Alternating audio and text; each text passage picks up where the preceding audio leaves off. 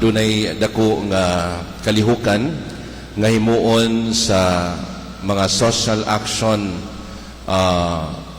directors o mga kauban sa tibuok Mindanao o kini gitawag nga salakyag, no? Ang kahulugan sakay, lakad at layag. So kini usa ka kalihukan nga uban sa tema nga nagingon, let justice and peace flow in Mindanao and to uphold the rights of people and nature. Kini usa ka consciousness nga gihimo aron ipalanog kung unsa ka importante ang hustisya o kalinaw ilabi na alang kanatong tanan dinhi sa Mindanao.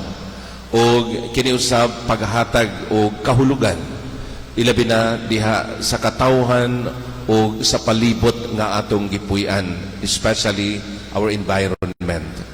O nakita nako nga kini importante tungod kay gihimo kini usa ka paagi aron ang tanan murag maghimo og usa ka manindot nga panagtigom o kini di ay dito mahitabo sa Cotabato sa Marbel, no? Bali magkita tanan, magtagbo tanan dito. Kami mugikan may unya sugod sa Butuan, for example, kita ang sub-region sa Kabustam gikan sa Butuan paingon dito, no? Paingon dito sa Cotabato. Unyang uban pod ang lagyo naggikan na sila kagahapon. So dito maghimo og dako nga activity diin kini kalabot niini mao ang pagtuki sa maong tema alang sa consciousness sa kadaghanan. So mo na nga usa sa atong mahimo atong iampo ang kalampusan for safety sa tanan nga moadto dito o gilabi na sa paghimo o kalampusan paghimo nini maong kalihukan. So mga igsoon, nakita nako nga ako usab kini o connection diha sa atong mga gibasa karon tungod kay sa unang pagbasa kung atong nahinumduman kung atong nadungog kini nagpahinumdum kanato sa panaghiusa nga panaghiusa diha sa atong pag-ila o diha sa atong pagdawat sa Dios. Matud pa ang mga tao, bisan ang mga pagano o ang mga Hudiyo, nagkahiusa sila aron pag-adto sa Jerusalem o pagsimba sa Dios.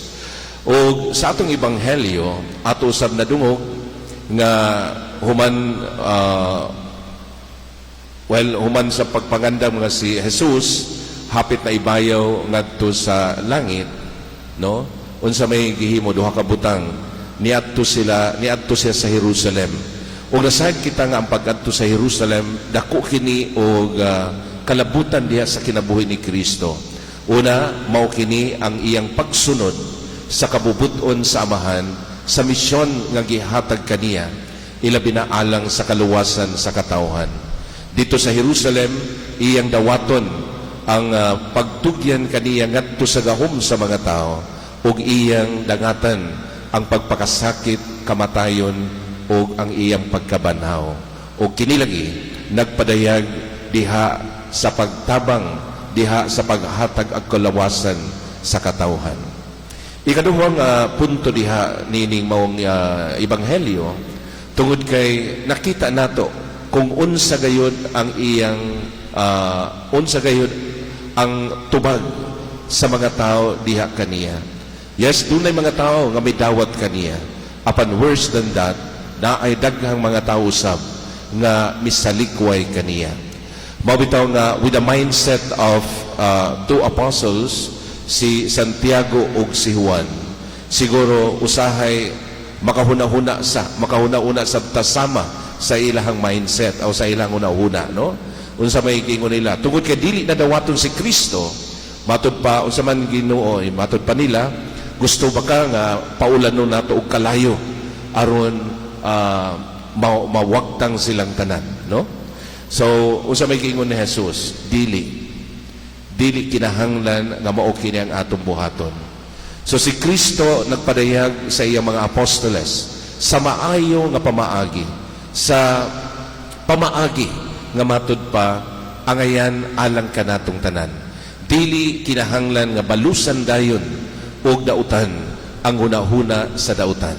Apan si Kristo mituktok sa ilang kasing-kasing nga kinahanglan mahitabo ang maayo, kinahanglan mo patigbabaw ang kalinaw, kinahanglan anaa ang hustisya bag-o pa moabot kining tanan.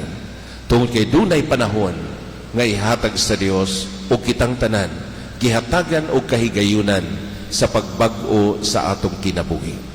So mga igsuon, kini mao'y atong panaw sa matag adlaw sa atong kinabuhi, ang pagbag-o sa atong kaugalingon, ang pagpaningkamot nga kita makabalik ngadto sa Dios o ang atong tinguha nga kita kanunay magasunod sa iyang kabubuton. Atong pangayoon nining santos nga misa nga unta kita tabangan sa Ginoo ilabi na diha sa atong adlaw-adlaw nga pagkinabuhi, diha sa atong adlaw-adlaw nga panaw aron kita sa katapusan makaabot ngadto sa iyang gingharian, makatagamtam sa kalinaw ug hustisya dinhi sa kalibutan, pinaagi sa iyang gugma ug kaluoy. Amen.